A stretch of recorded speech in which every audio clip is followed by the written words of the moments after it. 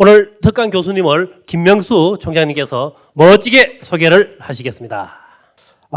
이분은 우리가 존경하고 사랑하는 성웅 이순신 장군의 연구를 위해서 온몸을 바치신 분입니다. 해군사관학교를 졸업을 하시고 해군사관학교의 교수님으로 재직을 하셨습니다. 사회인문학처장, 교학처장, 교수부장을 역임하시고 순천향대학교 8대부터 13대 이순신 연구소장을 역임하셨습니다. 현재 이순신 리더십 연구소 소장이시며 제1회 이순신 대상을 2010년도에 수상하셨습니다. 저서로는 이순신 병법을 논하다, 이순신 승리의 리더십, 살고자 하면 죽으리라, 논문으로는 충무공 이순신 병법 연구 등 30여 편의 이순신 관련 논문을 직접 이렇게 심층적으로 연구해서 논문으로 발표를 하셨습니다. 대한민국을 대표하는 탤런트 중에 원빈이라고 있습니다. 원빈. 이분은 원빈보다 조금 낫습니다. 임원빈입니다. 임원빈 특강 교수님 모시겠습니다. 여러분 뜨거운 박수로 환영해 주시기 바랍니다. 인사드립니다. 임원빈 교수입니다. 안녕하세요. 저는 기본적으로 해군사관학교 출신이고요. 철학을 공부했어요. 철학 중에서도 이제 동양 철학을 가지고 박사학위 논문을 썼는데, 그러다가 한 20여 년 전에 병법을 공부했어요. 병법 공부하려면 한자를 좀 알아야 되거든요. 그래서 손자병법을 이렇게 공부하다가 어느 날 문득 이런 생각이 들었어요. 이순신 장군님, 이분 도대체 어떻게 싸웠길래 7년여 전쟁 기간 동안 벌인 50의 해전을 한 번도 안 지고 다 이겼을까? 제가 해군사관학교 출신이고 저희 해군사관학교는 학점 교육으로 이순신 장군님을 배우거든요. 그래서 많이 안다라고 생각했는데, 어떻게 싸웠길래 그 모든 해전을 한 번도 안 지고 다 이겼을까? 이 물음에 제 스스로 답을 잘 못하겠더라고요. 그래서 제가 병법을 공부한 걸 토대로 해서 연구를 시작을 했어요. 한 25년 전쯤 된 것 같습니다. 연구한 지 얼마 안 돼가지고 제가 깜짝 놀랄 만한 사실을 발견을 했어요. 제가 사관생도 시절에 우리 교수님한테 배울 때는 아마 이런 관점에서 교육을 받았던 것 같아요. 이순신 장군이 위대한 리더, 장수인 까닭은 언제나 열세한 상황에서 우세한 적을 만나 싸워 이겼기 때문이다. 그러면서 우리 교수님이 들어주는 대표적인 해전 사례가 여러분 다 잘 아시는 한산해전, 명량해전입니다. 한산해전을 봐라. 거기 참전한 조선수군 함선 척수는 50여 척 정도밖에 안 되는데 일본의 경우는 70여 척이 넘었다. 50여 척 대 70여 척. 수적으로 우리가 훨씬 작잖아요. 그럼에도 불구하고 뭐 하객진 등등을 펼쳐가지고 뭐 이겼다. 한산해전은 잽도 안 된다. 비교도 안 된다. 명량해전을 봐라. 여러분 2016년인가요? 영화 명량 보셨나요? 거기 보면 조선수군 함선 척수는 몇 척이에요? 명량해전에 참전한 함선 척수 뭐 12척, 13척, 뭐 10여 척 그러잖아요. 네, 일본의 경우는 300여 척으로 되게 많이 소개가 돼 있어요. 여러분 10여 척하고 300여 척과 싸우겠대. 이해되세요? 영화 보니까 이해가 돼요? 아, 저렇게 이겼구나? 네. 실제는 영화가 아니라 명량해전에 참전한 조선수군의 함선 척수는 13척이고 일본의 경우는 133척이에요. 13대 133. 아니 그래도 그렇지 13척을 가지고 133척과 싸우면 어떻게 이겼대? 이것도 사실은 이해가 안 되잖아요. 그래서 이 명량해전은 불가사의한 해전이다. 이해가 잘 안 되는 해전이다. 이기긴 이겼대는데, 자, 이 명량해전은 참 대단한 해전이에요. 그래서 시간이 지나면서 점차 이 명량해전은 신화화, 전설화 돼 가더라고요. 실제는 13대 133인데 우리 거 10여 척은 고정돼 있고 일본 수군의 함선 척수가 자꾸 늘어나요. 실제는 133척인데 좀 지나니까 아니래. 300여 척이래. 아니래. 500여 척이래. 600여 척이래. 1000척이래. 나중에는 부지기수래. 알아들었죠? 부지기수. 한자어예요. 부지기수. 그 수를 헤아릴 수 없을 정도로 어마어마하게 많았다. 우리는 10여 척 그대로. 자, 여기에 좀 함정이 있는 것 같아요. 우리 국민들 일반적으로 볼 때 위대한 리더 장수는 이 열세의 갭이 크면 클수록 훨씬 더 훌륭한 리더라는 생각이 밑에 깔려 있는 거예요. 그렇습니까? 안 그렇습니까? 저도 그런 줄 알았어요. 우리 교수님이 늘 그렇게 가르쳤어요. 그래서 저는 이순신 장군님이 일당백하는 무협지 주인공 같은 그런 리더인 줄 알았어요. 제가 해군사관학교 출신인데도 불구하고. 그런데 제가 이렇게 연구 시작하면서 해전 관련된 자료를 쭉 정리하다가 보니까 아까 깜짝 놀랬대놨잖아요. 아닌 거예요. 언제나 열세한 상황에서 우세한 적을 만나 싸워 이겼다고요? 택도 없는 소리더라고요. 명량해전만 열세예요. 13대 133. 누가 봐도 열세잖아요. 이 정도면 절대 열세예요. 그런데 명량해전 이외의 거의 대부분의 해전은 이순신 장군이 지휘하는 조선수군의 함선 척수가 일본보다 훨씬 많은 거예요. 제가 깜짝 놀랐어요. 이게 뭐지? 이게 뭘까? 그런데 제가 병법을 공부했기 때문에 뭐가 잘못됐는지 금방 알았어요. 관점이 잘못됐습니다. 시각이 잘못됐어요. 그래서 제가 관점을 이렇게 바꿔봤어요. 이순신 장군이 위대한 리더인 까닭은 언제나 열세한 상황에서 우세한 적을 만나 싸워 이겼기 때문이 아니라 어떤 상황에서도 인위적으로 우세한 상황을 조성해서 분산된 열세의 적과 싸워 이겼기 때문에 위대한 리더요 장수다. 여러분 이 관점의 차이 이해되십니까? 한마디로 1대 10, 1대 20, 1대 50의 열세한 상황에서 뭐 어떻게 용전돈태가지고 승리했기 때문에 훌륭한 위대한 리더라는 겁니까? 아니면 싸우기 직전까지 어떤 방식으로든 10대 1, 20대 1, 30대 1의 우세한 상황을 만들어 놓고 싸웠기 때문에 훌륭한 리더라는 겁니까, 여러분? 후자예요. 그래서 우리 이제 이순신 장군님에 대해서 뭐 모르시는 분이 없지만 많이 아는 거에 비해서는 잘못 알고 계신 게 너무나 많은데 이것도 그 중에 하나예요. 이 관점의 차이가 얼마나 중요해요. 오늘 짧은 시간이지만 제가 그동안 연구했던 걸 리더십을 중심으로 8시 20분까지 제가 한번 말씀을 드려보도록 하겠습니다. 자, 뭐 여러 가지가 있지만 제가 생각해 볼 문제를 하나 끄집어냈습니다. 제가 그동안 이렇게 연구를 해봤더니 김한민 감독이 말이죠. 영화 명량 가지고 돈을 억수로 벌었어요. 그렇죠?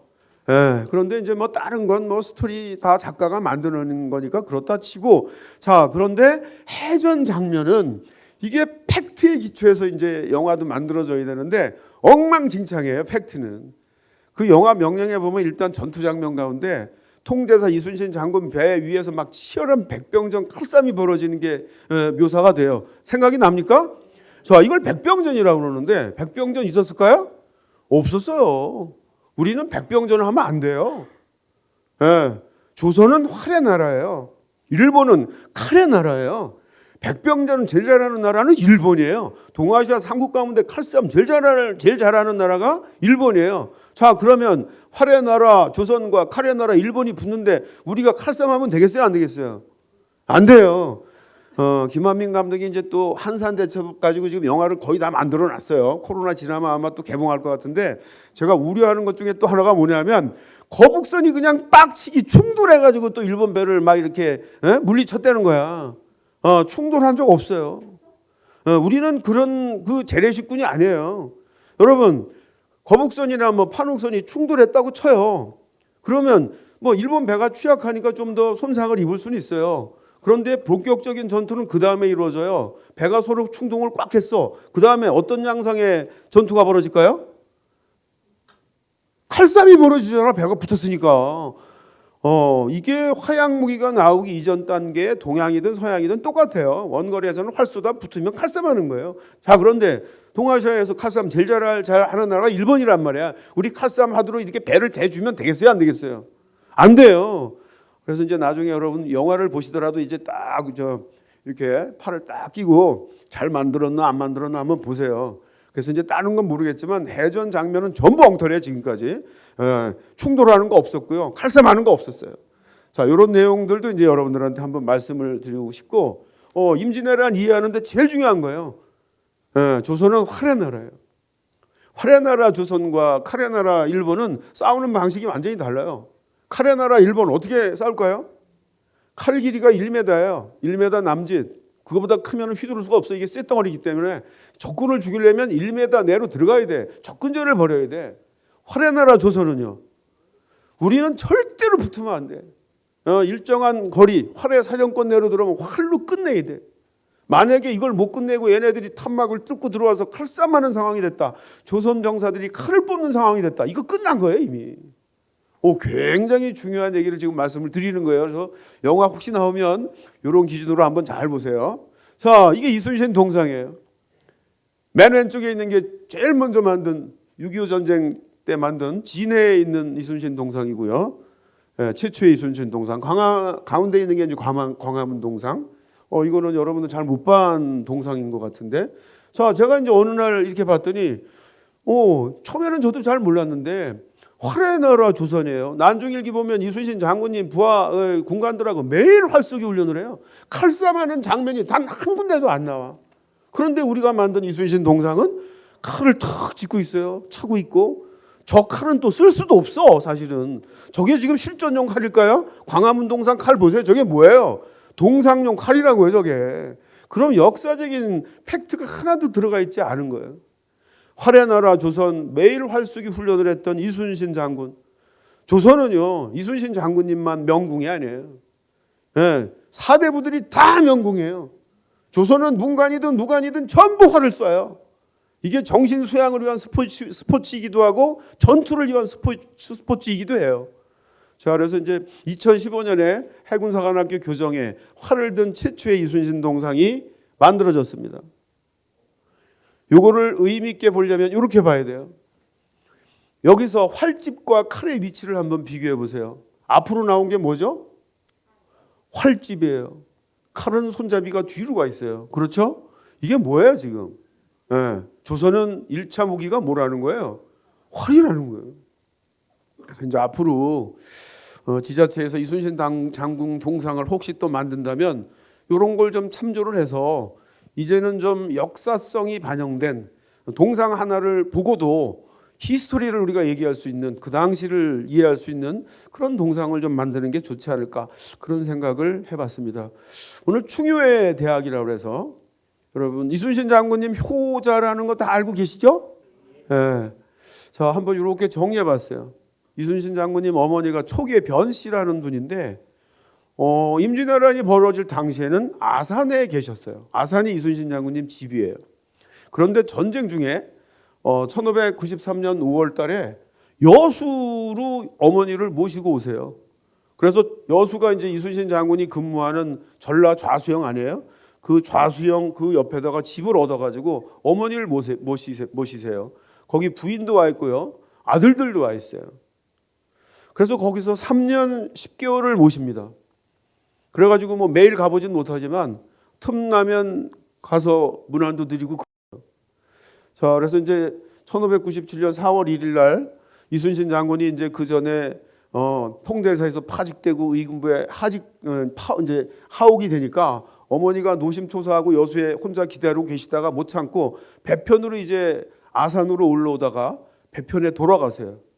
그래서 이제 사실은 그러나 이제 또 한편 이렇게 생각해 보면 요즘 같으면 여러분 전투 중에 해군 참모총장이 자기 어머니를 그 부대 옆에다가 방울도 놓고 모시면 되겠어요? 안 되겠어요? 큰일 날 일 아니에요, 그죠? 저 그런 생각을 했어요. 야, 이게 전쟁의 와중인데 어머니를 옆에다 모셔놓고 이거 요즘 같았으면 큰일 날 일 아니겠는가? 근데 이게 허용된 사회예요, 조선은. 조선은 유학의 나라고 유학의 나라는 가장 큰 게 뭐죠? 효의 나라예요. 그러니까 조선 시대에는 이렇게 관리가 이렇게 관직에 종사하다가 부모님 돌아가시면 바로 정직이에요. 그럼 무조건 정직하고 집에 가서 3년상을 놔야 돼요. 이게 국가적인 제도예요. 이런 걸 생각해 보면 전쟁의 와중이지만 이런 게 어느 정도는 허용되지 않았나 그런 생각을 해보고요. 제가 이렇게 찾아볼 때 이순신과 어머니 초계 변씨 사이에 효와 충이 어떻게 어우러졌는가 제가 한번 살펴봤습니다. 효를 다하는 아들 이순신. 1593년 가보년 1월 1일 설날이죠. 어머님을 모시고 함께 한 살을 더하게 되니 이는 난리 중에도 다행한 일이다. 이렇게 와가지고 원래 이때는 한산도에 계셨는데 이때 이제 아마 어머니도 보고 싶고 여러 가지 이제 해가지고 짬을 내가지고 이제 여수에 와서 한 보름 정도 이렇게 머물러 있는데 이때 이제 1월 1일 어머니 찾아가가지고 설날 세배도 드리고 아마 그런 장면인데 이제 아들이 와가지고 한산도 이제 떠나야 되는데 어머니하고 이별하는 게 이제 마음이 아픈지 이제 미적 되니까 이분 대단하세요. 아침을 먹은 뒤 어머님께 하직을 구하니 잘 가거라. 나라의 치욕을 크게 씻어라. 하고 2번, 3번 타이르시며 조금도 이별하는 것으로 탄식하지는 아니하셨다. 그래서 조선이라는 나라는 자식은 부모에게 효도를 다하고요. 그러면 부모님은 또 자식한테 뭐라는가 하면 나라를 위해서 충성을 다해라. 이 효와 충이 서로 이렇게 선순환되는 그런 나라가 이 조선 시대가 아니었는가. 이순신 장군님의 이 기록을 보면 이런 것들을 우리가 눈으로 확인할 수 있을 것 같아요. 자, 이제 오늘 말씀드릴 내용인데요. 빨리빨리 진행하겠습니다. 자, 관점을 확 바꿔야 된다 그랬죠. 이순신 장군님 일당백하는 무협지의 주인공이 결단코 아닙니다. 이분 할 수만 있다면 10대 1, 20대 1, 30대 1의 우세한 상황을 만들어 놓고 싸운 탁월한 리더였다. 바로 증명 들어가 보겠습니다. 이순신 장군이 중심이 된 조선수군은 임진왜란이 벌어진 1592년 첫 해에 4차례 출동 16번의 크고 작은 해전을 벌이는데요. 1차 출동 이게 뭐겠어요? 임진왜란이 벌어지고 처음으로 조선수군이 출동을 해서 바다에서 일본 수군과 이제 맞짱 뜨는 상황이 벌어진 거죠. 바다에서 맞짱 뜨는 걸 해전이라고 그러잖아요. 1차 출동 임진왜란은 1592년 4월 13일 날 발발하는데 한 20여일 동안 준비해서 5월 4일 날 첫 출동을 나가가지고 3번의 해전을 치릅니다. 여기서 딴 거 보지 마시고 단순하게 평면적으로 함선 척수만 한번 비교해 보세요. 옥포해전 91대 30, 하포해전 91대 5, 적진포해전 91대 13. 우리가 훨씬 많죠. 제가 이거 보고 처음에 깜짝 놀랐어요. 제가 교수님한테 그 교육받을 때는 이순신 장군님은 맨날 뭐 열세한 상황에서 우세한 적을 만나 싸워 이겼다고 이렇게 들었는데 처음으로 정리한 해전 이 자료가 우리가 훨씬 많은 거예요. 전투 결과는요. 옥포해전에서만 4척 살아남고 나머지 전멸시킵니다. 근데 이상한 사실은 이 과정에서 조선수군 함선 피해는 전무. 함선 피해가 없을 뿐만 아니라 1차 출동에서는 단 한 명의 전사자도 안 나와요. 기가 막힌 전투 상황이에요. 이게 이상했어요, 제가. 어떻게 이런 일이 벌어지지? 제가 배웠던 역사 상식은 아무도 전쟁 준비 안 하고 뭐 맨날 동인이다 선이다 당파 싸움만 하고 뭐 구모양 곡굴이 있다가 이런 식의 역사 관점으로 교육을 받았는데 처음부터 부닥친 이 자료가 너무 반대인 거예요. 우리가 훨씬 많은 거예요. 이상하네. 2차 출동, 2번째 출동 나갑니다. 한 번 출동 나가면 한 열흘 정도 작전을 하는데 6월 초에 나가요. 되게 한 달에 한 번씩 지금 출동을 나가는 상황이 되더라고요. 출동하고 들어와서 다시 정비해가지고 또 나가고 6월 초에 이제 2번째 2차 출동을 나가는데 여기서 4번의 해전이 벌어집니다. 이것도 한번 단순하게 함선 척수만 비교해 보세요. 사천해전 26대 15, 당포해전 26대 21, 당항포해전 51대 28, 율포해전 51대 7. 우리가 조금 더 많거나 훨씬 더 많아요. 그렇죠? 그래 안 그래요? 전투 결과는 제가 이거 보고 까무러칠 뻔했어요. 영어로 표현해 볼까요? 이 결과를 perfect. 완전 전멸시킵니다. 만났던 72척을 모조리 격파합니다.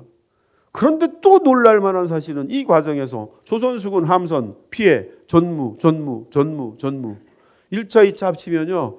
우리는 일본의 함선 116척을 격파하는데 우리는 단 한 척도 격파가 안 됩니다. 자, 3차 출동 때 한산 대첩이 있어요. 여기 이제 한산 해전과 안골포 해전인데 어쨌든 이 3차 해전에서도 도합 79척을 격파합니다. 우리가 훨씬 많아요, 여기도. 예, 우리 머릿속에는 열세한 상황에서 이겨야 뭐 훌륭한 리더다. 이것 때문에 자꾸만 우리 거 줄이려는 경향이 있더라고. 내 앞에 있는 선배님들 이렇게 보니까. 적지가 않아요. 자, 이 과정에서도 역시 우리는 단 한 척도 격파가 안 돼요. 1, 2, 3차 도합 우리는 195척을 격파합니다. 자, 제4차 출동. 임진년 마지막 출동이에요. 1, 2, 3차 출동에 승리의 자신감을 얻은 이순신 장군 조선수군들은 가용한 모든 함선 세력을 모두 다 끌고 여수에서부터 부산포까지 오는 거예요. 이 과정에서 만난 거 다 까부시고요. 부산포에 왔더니 470여 척이 부산포에 쫙 정박해 있어요. 부산포 해전은 사실은 명실상부한 해전이 아니에요. 1, 2, 3, 4에서 우리한테 완전히 이렇게 박살이 나니까 안 나와요. 안 나와. 안 나와. 정박해 있는 일본 함선 470여 척을 우리 조선 함대가 들어가면서 들어갔다 나갔다 하면서 계속 까는데 일본 애들은 배를 버리고 육지로 올라가요. 예, 거기 올라가가지고 육지에다 진지 쳐놓고 육지에서 조총 쏘고 하는 이런 상황이에요. 근데 이것도 이제 우리 해군에서는 이것도 해전이라고 그래. 예, 이게 이제 불리한 쪽에서 이제 이런 전법을 쓰는데 어쨌든 제4차 출동에서 도합 134척 정도를 격파해요. 우리는 이 과정에서 몇 척이 조금 손상을 입었지만 격침된 건 단 한 척도 없습니다. 그러면 이것만 해도 대단한 거예요. 그러면 여러분 임진년 첫 해만 4차례 출동 16번의 크고 작은 해전에서 몇 척을 깐다고요? 330여 척을 까는데 우리는 단 한 척도 까지지 않아요. 우리가 아는 것보다 너무너무 대단하지 않습니까? 이 전투 결과는요. 동서 고국을 막론하고 이런 건 없는 거야. 이런 전투가 어딨어. 세상 천지에. 박수 한번 치셔야 돼 이거. 자, 그러면 이제 여러 가지 생각이 드실 거예요, 여러분들도. 저도 그 생각이 들었어. 아무도 전쟁 준비 안 했다는데 어떻게 수군은 이런 정도의 결과를 초래했지? 이런 성과를 창출했지? 되게 크게 두 가지 정도의 여러분 큰 의문점을 여러분들 가지셔야 됩니다. 두 가지. 첫 번째는 이상하네. 일본 애들이 우리보다 함선 척수가 훨씬 많을 텐데 그런 생각 안 드세요? 그렇죠? 그게 뭐 수송선이든 전투함이든 대마도에서 부산포까지 약 15만 명을 실어 날라요. 그러면 얼마나 많은 배가 필요하겠어요? 기록에 따르면 최소 500여 척에서 많을 때는 1000척까지 들어옵니다. 평균 한 700여 척 정도가 부산포 주변에 이렇게 쫙 정박해 있는 거예요. 임진년 중후반 기준으로 조선은 쓸만한 전투함, 판옥선, 거북선 쓸만한 거 다 끄집어내면 한 70여 척 정도 돼요. 70여 척. 만약에 일본의 함선 700척이 넓은 바다로 다 나오고 조선의 함선 70척이 넓은 바다로 다 나와서 70척과 700척이 넓은 바다에서 맞짱 뜨면 우리가 이긴다는 보장이 없어요. 70척이 어떻게 700척을 이긴다고 자신을 합니까? 그런데 어떻게 리더 이순신은 자신보다 일본의 함선 세력이 10배 이상이 많은 상황임에도 불구하고 구체적인 해전 국면에 가보면 척수면에서도 우세한 상황을 만들어 놓고 싸웠을까? 이게 궁금하지 않나요? 이게 여러분 이순신 병법이에요. 이게 이순신 장군의 실력이에요. 이게 평소에 군의 리더들이 장교들이 연구하는 거예요. 이걸 뭐라 해요? 병법, 전략, 전술이라고 그러는 거 아니에요. 있는 대로 싸우면 뭐가 잘하는 거예요? 척수면에서는 우리보다 얘네들이 10배가 많아. 그런데 실제로 해전 국면에 가보면 우리가 척수면에서도 우세. 이런 리더와 함께 하면은 죽기를 각오하고 싸울 수 있지 않겠습니까? 그래요, 안 그래요? 자, 그래서 이제 첫 번째 이 결과를 가지고 여러분들이 이순신 장군님한테 주목할 것은 와, 이순신 장군님 진짜 실력 있는 리더네.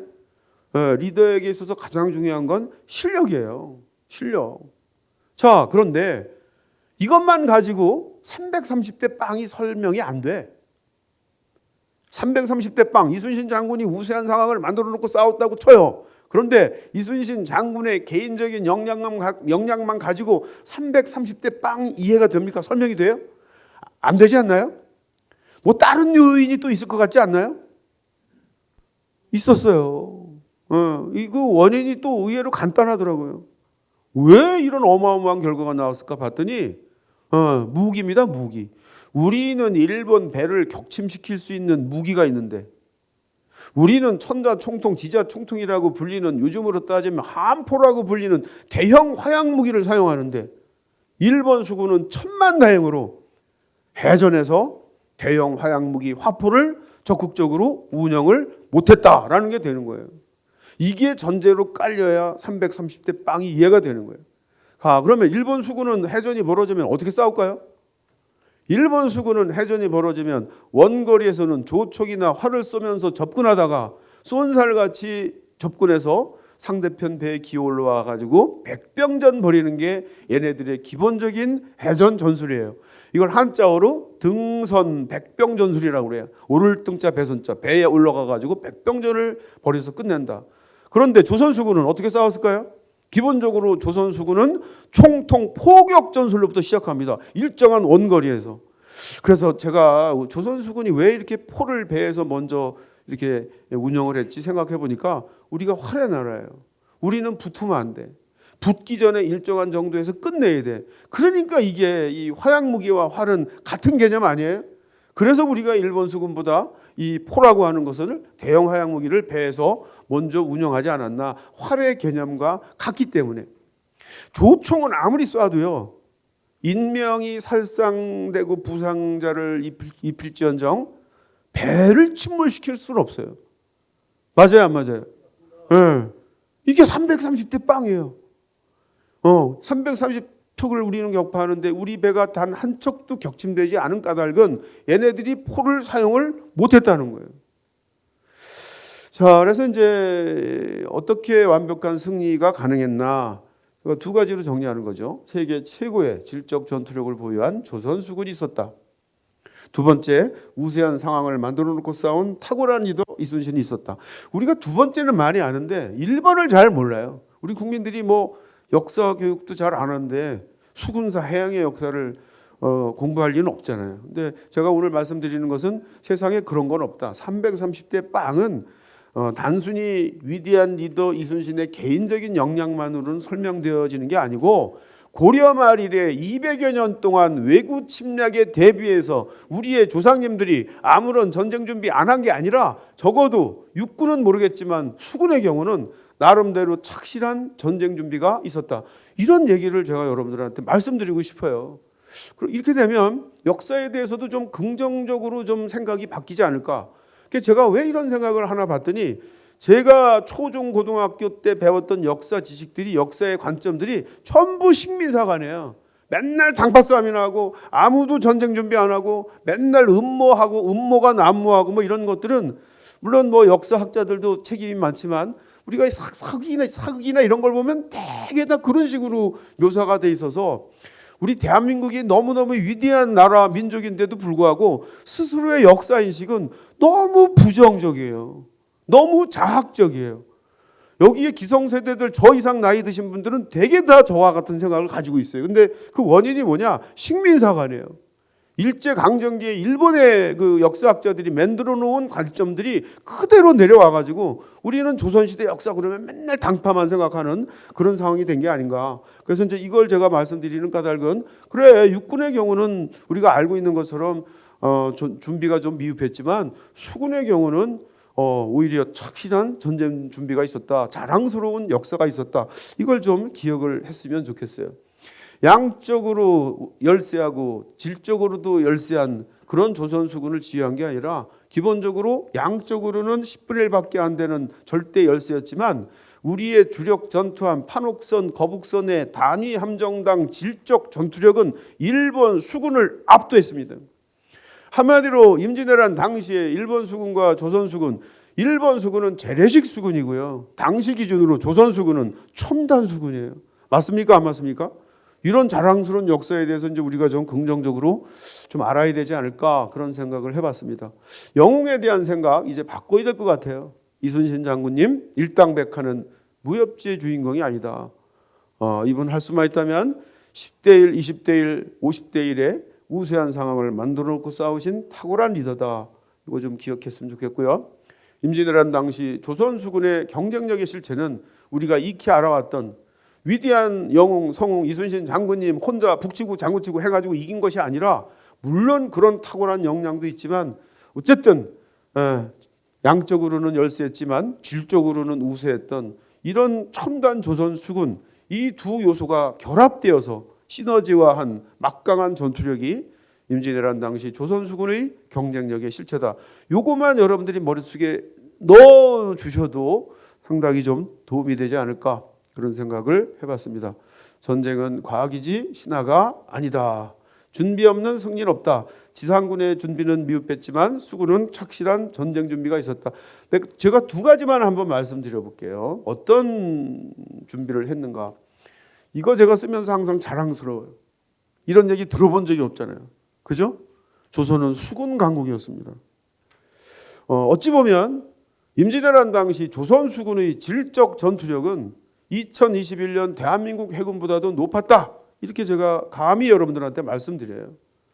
임진왜란 당시 주력 전투함 판옥선, 거북선은요, 동양 서양을 통틀어서 가장 우수한 전투함이에요. 예. 동아시아 삼국 가운데 명나라에도 없어요. 일본에도 없어요. 거북선, 판옥선과 1대1로 붙어가지고 이길 전투함이 없어요. 동북아시아 최고의 전투함을 임진왜란 당시 우리는 보유하고 있었다. 2021년 대한민국 해군 그런 거 보유하고 있습니까? 최고의 항공모함, 전투함, 핵잠수함 뭐 이런 거 가지고 있어요? 없잖아요. 그래서 제가 적어도 질적인 측면에서는 임진왜란 당시 조선 수군이 2021년 대한민국 해군보다 높았다. 이런 말씀을 드리는 겁니다. 자, 무기에 대해서 한번 말씀을 드릴게요. 제가 궁금했어요. 그러면 우리는 언제부터 이 포를 배에다 싣고 한 포처럼 운영했을까? 거슬러 올라갔더니 여러분 고려말까지 올라가요. 여러분 고려말 화포 화양 만드신 분 누굽니까? 최무선 장군 아니에요. 이분이 이거 왜구 때문에 만든 거예요. 왜구. 왜구. 우리는 이거 만들자마자 바로 배에 실어요. 그리고 이건 기억하시면 좋을 것 같아요. 화포를 사용한 세계 최초의 해전이 자랑스럽게 우리나라 역사에 있습니다. 1380년 진포해전이에요. 진포, 군산의 옛 이름이에요. 군산. 예, 서해안 군산. 거기가 금강하구예요. 금강하구를 진포라고 했던 것 같아요. 여기 일본의 아지발도라는 젊은 장수가 2만여 명의 왜구를 500여 척에 싣고 쳐들어왔어요. 금강하구에 정박해 있는 500여 척의 왜구 선단에 대해서 최무선, 나세, 심덕부라고 하는 고려 장수들이 새로 만든 이 화포를 싣고 가가지고 모조리 불살라버립니다. 몇십 척도 아니고요. 500여 척을. 이게 여러분 화포를 사용한 화약무기를 사용한 세계 최초의 해전입니다. 여기서부터 역추산을 하면 임진왜란 당시 조선수군 1592년 기준으로 하면 200년입니다. 역추산하면 조선수군은 고려말 이래 화포를 배에 싣고 운영한 함포 운영의 노하우가 200여 년 동안 축적된 군이 임진왜란 당시 조선수군이었다. 임진왜란이 진행되면서 임금 선조가 가장 고민했던 게 뭐냐면 첫해 이제 임진년에 이런 많은 성과를 이제 일궈내고 그 다음에 강화협상 기간으로 이렇게 들어가니까 임금 선조가 걱정을 해요. 우리가 포를 쏘는데 저놈들도 이 강화협상 기간에 배를 우리 배처럼 판옥선을 만들고 거기다가 포를 싣고 오면 어떡하냐. 이게 되게 진짜 아주 심각한 문제인데 천만다행스럽게 7년이 짧은 시간은 아닌데 운영을 못하더라고 일본 애들이. 하고는 싶었을 것 같아. 포를 쏘려고 그러면요 배 구조를 완전히 다 바꿔야 돼요. 우리는 판옥선은 평저선이에요. 평저선. 밑이 평평해요. 포를 빵 쏘면 이 반동이 굉장히 큰데 평저선은 이걸 흡수하더라고. 일본 배는 첨저선이에요. 삐죽해. 빵 쏘면 이게 난리가 치는 거니까 그러니까 포를 쏘고 싶어도 배 구조상 얘네들이 못 쓴 것 같아. 이걸 쏘려고 그러면 우리 판옥선처럼 배 구조를 전부 다 바꿔야 되는데 천만다행스럽게 이 과정이 없습니다. 자, 그래서 이제 또 하나가 이제 중요한 게 이제 배입니다. 배. 우리는 이순신 장군님 그러면 생각나는 배가 뭐예요? 거북선이잖아요. 근데 거북선을 많이 안 만들었어요. 한산해전 때 동원된 배가 일본 측기록을 보면 58척인데 거기 3척이 거북선이고요. 55척이 판옥선이에요. 네. 그럼 주력 전투함이 판옥선이에요, 거북선이에요? 판옥선이 주력 전투함이잖아요. 또 궁금하죠? 그럼 거북선은 최대 몇 척까지 만들었을까?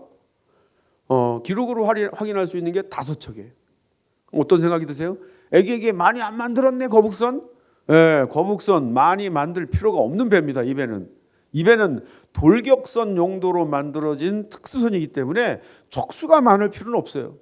그런데 척수는 작았지만 상징적인 효과는 굉장히 컸다. 거북선 뒤에서 말씀드리겠습니다. 자, 주력 전투함이 판옥선이에요. 판옥선은 어떤 배예요? 판옥선의 가장 큰 특징은 크다는 데 있어요.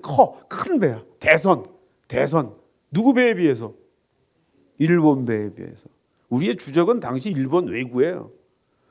그래서 기록을 보면 임진왜란 발발 71년 전부터 조선 조정에서는 임금님 큰 배를 만들어야 됩니다 라는 대선 건조 논의가 시작이 돼요. 임금님이 깜짝 놀랍니다. 뜬금없이 배도 지금 많은데 왜 또 배를 만들자는 거야? 에? 그때나 지금이나 새로운 배, 좋은 배 만들려고 그러면 뭐가 많이 들어요?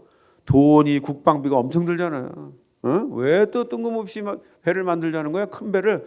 예, 임금님.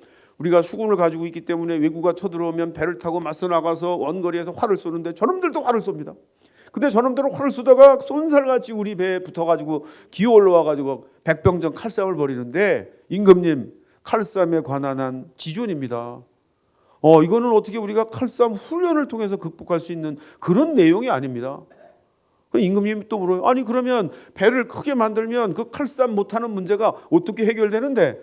예, 우리가 배를 크게 만들면 원거리에서 활 쏘고 활 쏘다가 이놈들이 붙는데 우리 배가 상대적으로 크게 되면 이놈들이 와가지고는 마치 성 아래서 성 위를 올라가는 이 국면이 하나가 추가가 됩니다. 우리가 칼싸움은 못하지만 기어 올라올 때 위에서 아래를 보면서 긴 창을 가지고 찔러대면 경쟁력이 있습니다. 이렇게 해서 만들어진 게 판옥선이에요. 판옥선 왜 이렇게 크게 만들었다고요? 제가 이렇게 물으면요, 여러분들은 칼싸움 못해서요 이렇게 대답하셔야 돼요. 왜 이렇게 배를 크게 만들었다고요? 훌륭한 학생들입니다. 자, 응용 문제 냅니다. 거북선 상상해 보세요. 모양을. 뚜껑을 왜 덮었을까요? 응용 문제라 그랬잖아요. 크게 해보세요. 칼싸움 못해서요. 똑같아요.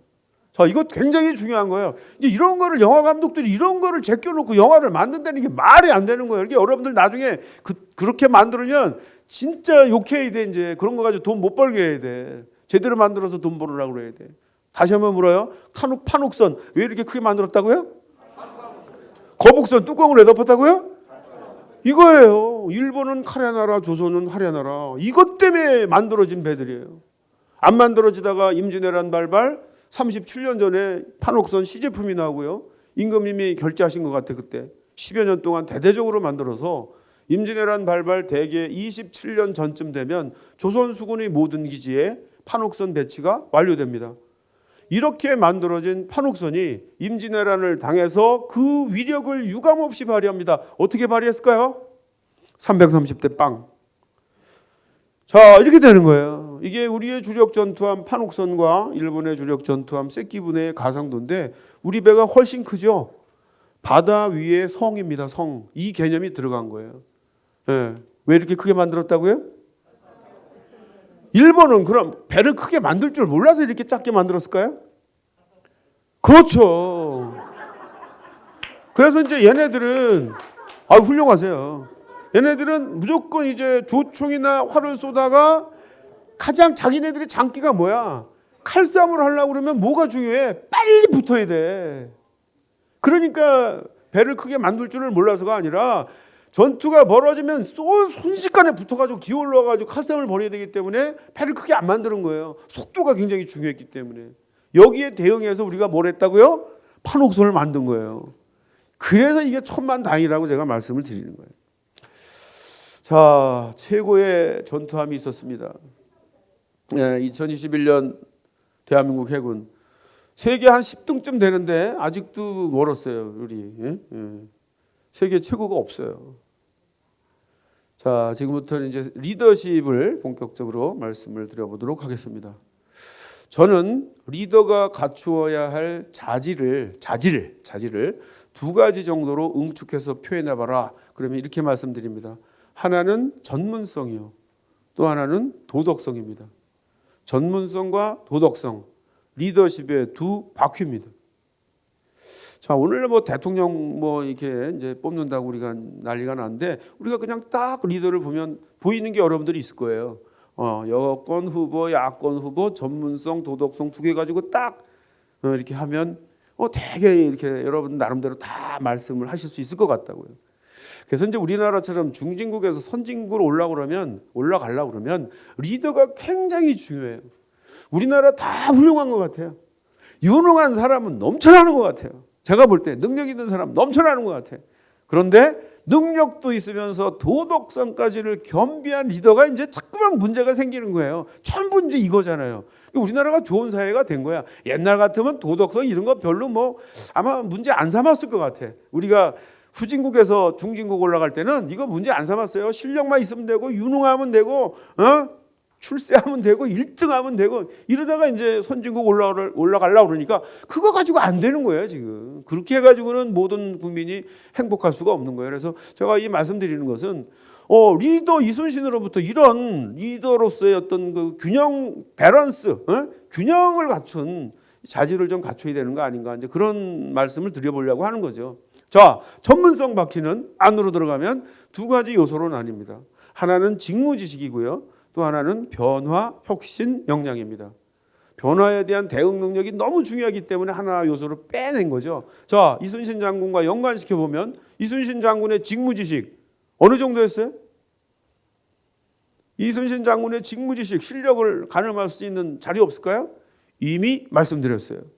리더 이순신은 도대체 어떻게 했길래 일본의 함선 세력이 조선보다 10배 이상임에도 불구하고 구체적인 해전 국면에 가보면 척수면에서도 우세한 상황을 만들어 놓고 싸웠을까? 이거에 집중을 하셔야 돼요.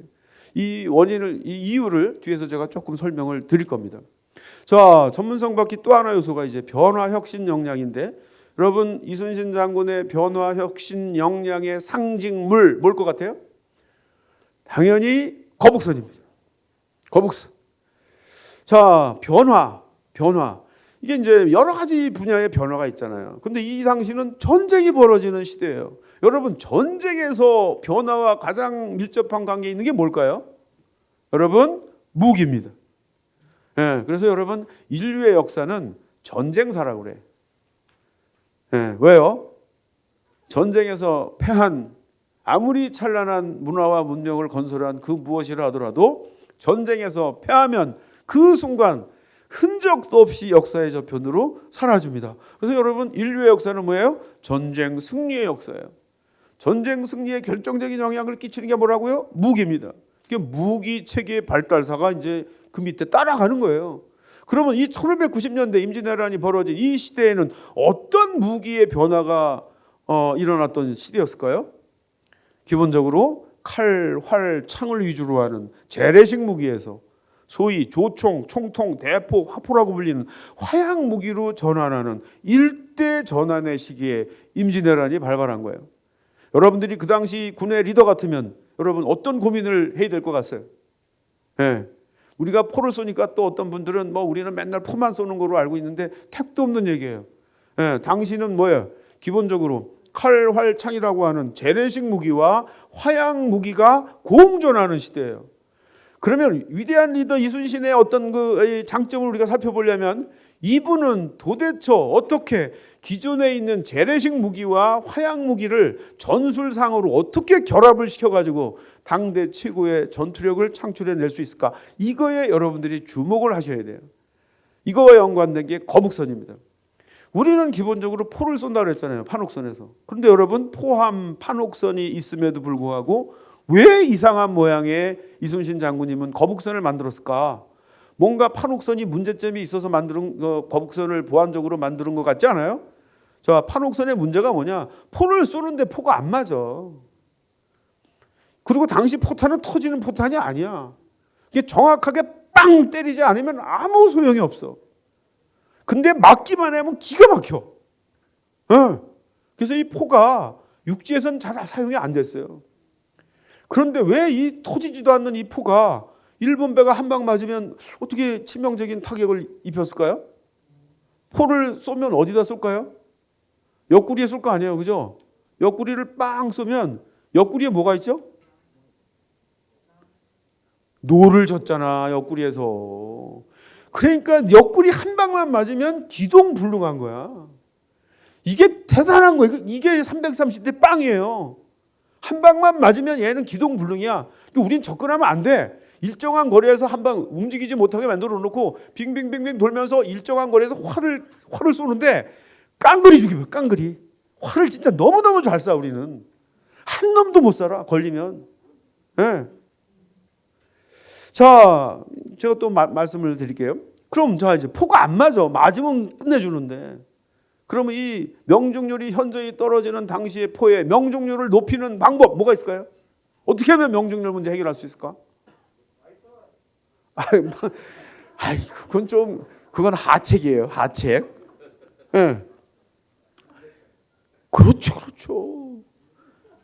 우리 회장님 주무시는데 여기 가면 안 되겠어요. 대놓고 쏘면 될 거 아니에요. 대놓고. 가까이 가서 쏘면 될 거 아니에요. 그죠? 가까이 가서 쏘면 될 거 아니에요. 아니 그러면 판옥선을 가지고 가까이 가서 쏘면 될 거 아니야. 자, 문제가 있어요. 판옥선이 만약에 이제 50m에서 이제 가서 포를 빠바방 쐈는데 안 맞았어. 그럼 우리 재장전해야 되는데 당시에 화약 무기의 치명적 결함이 뭐냐면 한 발을 쏘고 나서 재장전하는데 시간이 많이 걸려요. 일본의 조총도 똑같습니다. 한 발 쏘고 재장전하는데 30초 이상이 걸려. 그러니까 활을 든 조선 병사와 조총을 든 일본 병사가 황야에서 50m에서 1대1로 겨루면 활을 든 조선 병사가 이길 확률이 훨씬 높아요. 첫 발만 치명타를 안 입으면 일본 병사는 고슴도치가 되는 거야. 그렇죠? 빵 쐈는데 안 맞았어. 얘 어떻게 해야 돼? 개마리판 제기고 거기다 화약 넣고 요만한 또 이건 집어넣고 화살이 막 날라오는데 이게 되겠어요 이게? 그래서 우리가 그걸 알고 조총이 있는 거 알았어요. 그런데 개인 휴대무기가 조총으로 전환이 안 된 이유가 뭐냐면 활을 너무 잘 쏴서.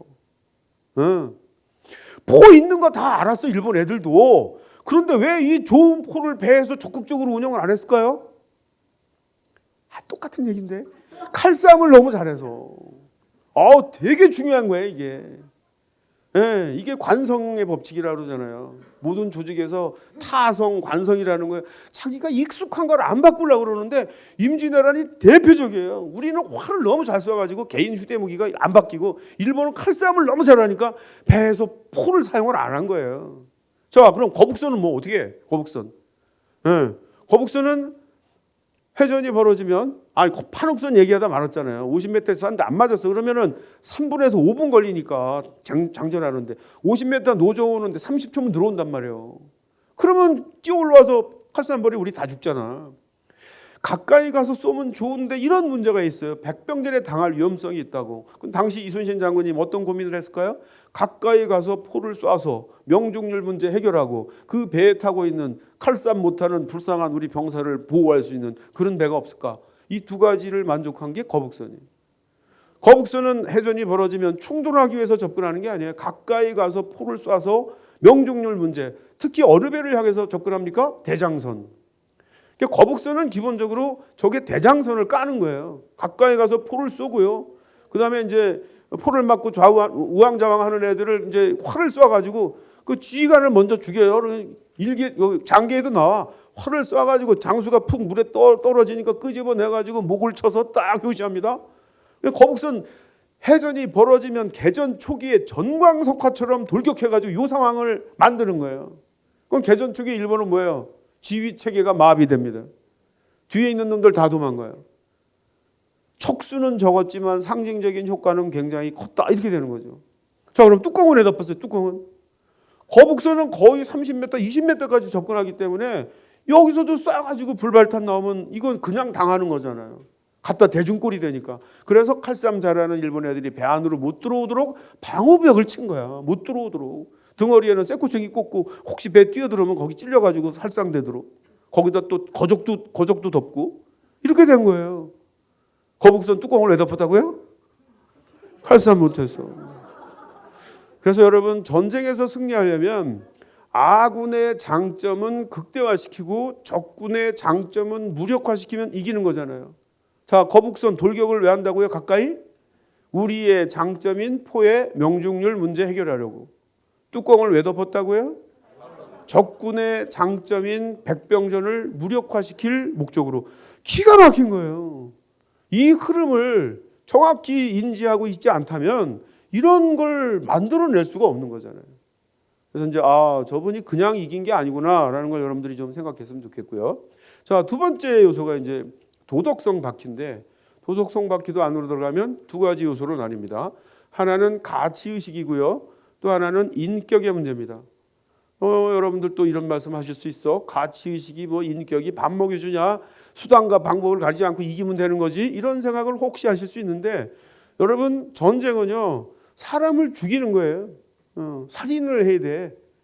그래서 여러분 그 가치 의식이 결여된 전쟁은 100% 범죄행위입니다. 히틀러의 전쟁이 그렇고요. 일본 제국주의의 전쟁이 그렇습니다. 위안부 할머니 문제도 이런 문제예요. 누구를 위한 전쟁이에요, 이게. 어느 개인이거나 어느 그룹이거나 어느 민족이거나 이런 방식의 전쟁은 100% 범죄행위고 이런 전쟁은 결단코 해서는 안 됩니다. 전쟁은요, 인류의 평화를 위해서, 인류의 공존공영을 위해서, 인류의 행복을 위해서 참 역설적인 거지만 이 명분 이외의 전쟁은 결단코 해서는 안 된단 말이죠. 자, 이순신 장군에게 있어서 임진왜란은 어떤 의미의 전쟁이었을까요? 이분에게 있어서 임진왜란은 정의의 전쟁이었습니다. 이건 좀 기억하셨으면 좋겠어요. 수천 년 동안 조선의 은혜를 입어온 일본이 어느 날 갑자기 아무런 이유 없이 조선을 침략해서 백성을 도륙하고 임금이 있는 도성을 침탈하는 만행을 보면서 이순신 하늘을 보고 맹세합니다. 이런 불의한 침략 집단에 대해서는 하늘을 대신해서 철저히 응징하여, 이분의 표현 그대로 쓸게요. 역천과 순천의 도리가 무엇인지를 깨우쳐 주고야 말겠다. 이해하셨나요? 역천, 순천. 하늘의 이치를 거스른다는 것과 하늘의 이치에 순응한다는 것이 무엇인지 깨우쳐 주고야 말겠다. 그래서 정의가 반드시 승리한다라는 사실을 알려주고야 말겠다. 이게 이순신 장군님 머릿속에 있는 생각이거든요. 이거 어떻게 하는 게 철저히 응징하는 거예요? 이것도 이분 표현 속에 있어요. 편범불반, 단 한 척도 일본으로 돌아가지 못하게 하겠다. 이분이 마지막 노량해전에서 전사하세요. 이 노량해전 다 아시잖아요, 그죠? 네. 이 해전은 내가 볼 때 안 해도 되는 해전이야. 예, 정유재란이 끝나는 게 도요토미가 죽기 때문에 끝나는 거예요. 우리가 뭐 싸워서 이긴 것도 아니고 명나라가 와서 도와줘가지고 이긴 것도 아니고 도요토미가 죽어가지고 철군 명령이 내부적으로 이제 일어난 거거든요. 예? 그 당시 일본 애들이 어떻게 있었냐? 울산부터 순천까지 남해 연안에 외성을 쌓고 쫙 포진해 있었어요. 조명연합군하고 대치하고 있었어요. 철군 명령이 내려지니까 다 돌아가요. 아무데도 저항받지 않고 울산부터 순천 이성까지 외성들은 다 돌아가요. 그런데 순천에 있는 고니시 유키나가 소서행장 부대만 조명수군 연합함대에 의해서 퇴로가 봉쇄당해가지고 못 가는 거예요. 소서행장이 질린 도독한테도 뇌물 주고요, 이순신 장군한테도 뇌물 줍니다. 우리 전쟁 끝나고 돌아갈 테니까 제발 길을 비켜주시오. 예, 이순신 장군은 어떻게 했을까요? 택도 없는 소리 하지 마라. 올 때는 네 발로 왔지만 갈 땐 절대로 못 간다. 니네들이 조선에 와서 7년 동안 저지른 범죄행위가 그 얼만데 단 한 척도 일본으로 돌아가지 못하게 함으로써 7년 동안 저지른 범죄행위에 대해서 책임을 묻고 정의가 반드시 승리한다라는 사실을 깨우쳐 주고야 말겠다. 이게 여러분 제가 볼 때는 마지막 노량해전의 어떤 의미가 아닐까. 저는 그래서 이 마지막 노량해전을 이순신 장군의 가치의식, 역사의식이 반영된 위대한 해전이다. 이런 부분이 있기 때문에 이분은 단순한 유능한 리더를 넘어 우리가 위대한 리더라고 부르는 게 아닐까, 그런 생각을 제가 해봤습니다. 자, 도덕성 밖에 이제 마지막 요소가 인격의 문제입니다.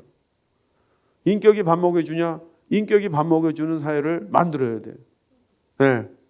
이순신 장군 주변에는 사람들이 모여들어요. 리더 원균 주변에는 사람들이 흩어져요. 이순신 장군 주변에는 기라성 같은 전문성을 지닌 지휘관들이 모여들고요, 참모들이 모여들고요, 의병들이 모여들고요, 스님들, 승병들이 모여들고요, 백성들이 모여들어요. 어떻게 이런 일이 일어났을까요? 원균의 경우는 반대의 상황이 벌어지고 여러 가지 이유가 있겠지만 제가 볼 때는 자기 자신의 이익을 넘어 진정 나라와 백성을 사랑하는 이순신 장군의 고결한 인격에 감화되었기 때문이다. 이렇게 제가 정리를 했어요. 인격이 이렇게 중요해요. 어찌 보면 이순신 장군의 고결한 인격이 중심 핵의 역할을 해서 조선의 민관군의 전투 역량을 통합시키는 중심에 이순신 장군의 인격이 있지 않았을까, 이런 생각을 제가 해봅니다. 자, 요게 이제 제가 준비한 4가지 핵심 자질인데 이거를 이제 하나하나 제가 이제 예를 들어 가지고 이제 설명하는 게 이제 자료로 남았거든요. 자, 이순신 병법 직무지시. 어떻게 이순신 장군은 우세한 상황을 만들어 놓고 싸웠을까? 이게 제가 이순신 병법이 연구한 게 전부 다인데 뭐 이걸 어떻게 설명을 하겠어요? 하나만 짚고 넘어갑시다. 이순신 병법 1번 통합된 세력으로 분산된 열세의 적을 공격하라. 이순신 장군이 함대를 운용할 때는 절대로 단독 작전을 하지 않아요. 네, 우리보다 일본 애들이 10배 이상 많다는 걸 알기 때문에 항상 수적인 열세가 이분이 아주 그 스트레스예요. 그래서 조선 수군은 움직일 때 가용한 함선 세력을 다 가지고 움직여요. 그래서 임진 아까 저 첫해 그 1차 출동, 2차 출동 때 우리가 훨씬 많았잖아요. 그때 상황이 뭐냐면 일본 애들은 15만 명을 부산 여기다가 이제 지상군을 실어 나른 다음에 수군들이 할 일 없잖아. 그다음에 얘네들 뭐 했겠어요? 남해 연안을 경쟁적으로 이제 쫓아가가지고 노략질하는 게 얘네들의 일이야. 이 전쟁에서 제일 재미있는 게 노략질이래요. 제가 군인 출신인데, 네, 뭐 나쁜 의미죠, 나쁜 의미. 그러니까 이게 눈이 멀면 부대별로 통합이 안 돼요. 그러니까 일본 애들은 경쟁적으로 부대별로 남해 연안을 그냥 이잡듯이 막 서로 경쟁적으로 약탈하는 거예요. 그러니까 여기서 무슨 통합이니 전술이 이런 게 없는 거죠. 이렇게 분산되어서 부대별로 노략질하는 놈들을 이순신 장군이 가용한 모든 함선 세력을 다 끌고 가가지고 쫙 봐가지고 한 놈씩 색출을 해서 쥐도 새도 모르게 접근해가지고 분산되어서 노략질하는 놈을 부대별로 각계 격파하는 거예요. 그러니까 전체적으로는 우리보다 10배 이상이 많았지만 해전 국면 가보면 우리가 더 많아. 왜? 우리는 통합된 반면 일본 수군은 분산된 상태에서 해전을 벌였기 때문에. 자, 넘어가겠습니다. 혁신 역량 아까 말씀드렸죠. 자, 당시 뭐 이렇게 모형도지만 우리의 주력 전투함 판옥선, 거북선이고요. 그래서 이제 거북선에 대해서도 너무 막 신비스럽고 상상이 막 가세가 되는데 저 같은 경우는 거북선 별거 아니에요. 판옥선 위에다가 뚜껑 덮은 거예요. 맞잖아요. 선체는 동일해요. 판옥선이에요. 밑에는. 여기다가 뚜껑을 덮은 거예요. 왜 덮었다고요? 칼싸움 못해서. 자, 왜 거북선을 만들었을까라는 걸 이제 제가 이렇게 쭉 정리를 한 겁니다. 말씀 다 드린 거고요. 이것도 다 말씀드린 거고요. 그래서 우리 세대 앞 세대들은 거북선이 전부 이렇게 충돌을 한다. 충돌용 돌격선 이렇게 전부 다 이해하고 있는데 제 강의들은 여러분들은 그러시면 안 돼요. 거북선은 근접 포경용 돌격선이에요. 근접 충돌용 돌격선 아닙니다. 아마 김한민 감독이 또 충돌하는 거로 나올 것 같아요. 제가 시나리오 보니까. 그래서 이걸 영화를 봐야 돼 말아야 돼 지금 고민 중이에요. 제가. 자, 가치의식 이거 다 설명드린 거예요. 노량해전, 고결한 인격. 자, 인격이라는 걸 정의하기가 상당히 어려운데 나를 넘어 우리를 중심으로 행동하려는 인간 고유의 품격이다. 이렇게 제가 정의해봤어요. 제 전공이 유학이거든요. 충효예가 다 이거거든요. 충, 나라를 위해서. 나가 아니에요. 나라를 앞세우는 거잖아요. 효, 부모를 앞세우는 거예요. 예, 조직 공동체를 앞세우는 거예요. 그러니까 나를 넘어서는 거예요. 이게 충효예 대학의 가르침의 핵심이 아닐까. 그런 생각을 하는데요. 자, 이순신 주변에 사람들이 몰려들었어요. 이걸 제가 이렇게 그림으로 한번 그려봤습니다. 전쟁은 혼자 하는 게 아니에요. 이순신 장군이 통자였을 때는 밑에 있는 다양한 전문성을 가진 사람들이 와가지고 다 자기 역량을 발휘해. 예, 이 밑에 있는 부하들이 너무 기분이 좋았을 것 같아요. 리더 원균 주변에는 사람들이 다 흩어져요. 그래서 7천량 해전의 패전은 어찌 보면 예측된 패배였다. 저는 그렇게 설명합니다. 그 궁극적인 원인은 불통입니다. 밑에 지휘관 참모들하고 전혀 소통이 안 돼요. 이런 아주 굉장히 어려운 리더십 상황과 연관지어서 7천량 해전의 패배를 우리가 이해할 수도 있지 않을까 그런 생각을 해봤습니다. 자, 이게 이제 결론 부분인데 이순신 생태계 이것도 좀 이상한 표현이죠. 처음 들어보는 표현 아닙니까? 제가 왜 이런 저기를 했냐면 제가 어렸을 때부터 배웠던 이순신 장군님은 원리원칙주의자고 불의와 타협하지 않았고 서툴르면 직속 상관하고도 막 이렇게 맞대미 치고 그러다가 이제 뭐 파직도 당하고 막 그런 분이었거든요. 그런데 궁극적으로 이제 봤을 때 만약에 제가 한 20여 년 전에 해군 장교를 근무할 때 우리 해군에 지금 이순신 같은 저런 사람이 해군 장교를 근무하면 도대체 진급이 어디까지 될까? 제가 주변 사람들하고 얘기를 쭉 나눠봤더니 지금은 많이 좋아졌겠지만 그 당시 많은 사람들은 중령밖에 안 됐을 거야. 이렇게 얘기하는 거예요. 내가 충격을 받았거든요. 저도 그런 생각을 했어요. 그런데 우리가 알고 있는 선조 임금 당시의 역사 공부는 어떻게 우리가 배웠습니까? 당파 싸움이 나고 음모가 난무하고 엉망진창인 어떤 그 조정이었다. 이렇게 배웠는데 그런 사회에서 음모가 난무하고 뭐 그런 사회에서 어떻게 원리원칙주의자 불의와 타협하지 않는 이순신 같은 사람이 도태되지 않고 비록 3번의 파직 2번의 백의종군을 했지만 궁극적으로 발탁되어서 전라 자수사 함대사령관 해군 투스타 3도 수군 통제사 해군 참모총장까지 올라갈 수 있냐 말이에요. 이게 제가 되게 부러웠어요, 한편으로. 그래서 제가 한번 이렇게 물어봅니다. 이순신 장군님 불우한 분이에요? 출세한 분이에요? 우리 머릿속에는 뭐 맨날 뭐 백의종군 파직 고문 해가지고 아주 굉장히 그 불우한 이미지가 꽉 차 있는데 이분이 왜 불우해요? 예? 이분 출세한 분이에요. 22년 동안 관직 생활하면서 예? 전라 사수사, 자수사, 해군 소장 2년, 3도 수군 통제사, 해군 참모총장 6년, 총 8년여를 해군 투스타 이상으로 있었단 말이에요.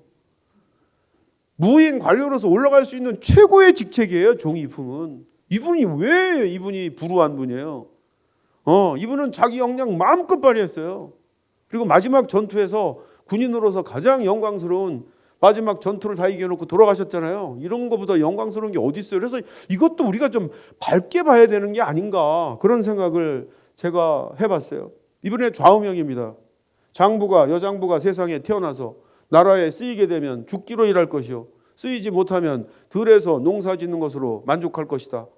권세 있는 곳에 아첨하여 한때의 부귀영화를 훔치는 것 같은 것은 내가 제일 부끄럽게 여기는 것이다. 한마디로 출세지향이 아니라 가치지향의 인생을 살겠다라는 거에 대한 선언인데요. 여러분 제일 좋은 사회가 어떤 사회인가 하면 가치지향으로 살았는데 출세하는 사회. 무슨 얘기인지 아시겠습니까? 그게 누구예요? 이순신이에요. 가치지향으로 살았는데 이분 출세했어요. 과연 2021년 대한민국 사회가 이런 사회를 우리가 지금 만들고 있는가? 제가 그걸 여러분들한테 이제 묻고 싶은 건데, 자, 이순신 생태계가 이순신처럼 전문성과 도덕성을 지닌 이순신 같은 인재가 도태되지 않고 우리 사회 곳곳에서 마음껏 자기 역량을 발휘할 수 있는 건강한 조직 환경, 사회 환경, 이걸 제가 이순신 생태계다 이렇게 개념화 시킨 거거든요. 자, 이순신 어떤 사회에서 살았을까요? 이순신 생태계, 이순신을 도와준 사람들이에요. 서포터즈들, 서해 유성룡. 이 뒤에 있는 분들은 요즘으로 따지면 국무총리, 부총리, 장관, 차관급들이에요. 이순신 네트워크입니다. 선조 임금이 그렇게 죽이려고 했는데 수많은 서포터즈들이 들고 일어나서 처형의 위기에 있던 이순신을 백의종군으로 경감시켰어요. 왕조사회에서. 이순신 혼자 한 게 아니에요. 이분을 이해해주고 인정해준 사람들이 이렇게 있었다. 건전한 조직 환경이 나름대로 살아있었다. 얘기를 꼭 드리고 싶어요. 어찌 보면 이것도 똑같습니다. 오늘날 대한민국보다 임난 당시 조선 조정의 가치 지수가 혹시 더 높은 게 아닐까? 네. 결론입니다. 대한민국이 선진일국가 사회가 되려면 우리 구성원들, 조직의 리더들은 이순신 장군처럼 전문성과 도덕성을 갖추기 위해서 노력해야 하는 한편, 여러분들 지금 여러 이제 사회 조직에서 오셨을 텐데 여러분들이 지금 몸담고 있는 그 조직은 과연 이순신 생태계인가? 이렇게 한번 물어보시면 무슨 생각이 나실 거예요. 만약에 이순신 생태계가 아니라면 여러분들이 이 세상을 살면서 그래도 우리 사회를 좋게 만드는 일은 여러분들이 속해 있는 그 조직을 이순신 생태계로 만드는 일이 이 시대를 살아가는 우리에게 부여된 역사적 소명은 아닐까? 이렇게 물음을 던지면서 오늘 강의 마치도록 하겠습니다. 감사합니다.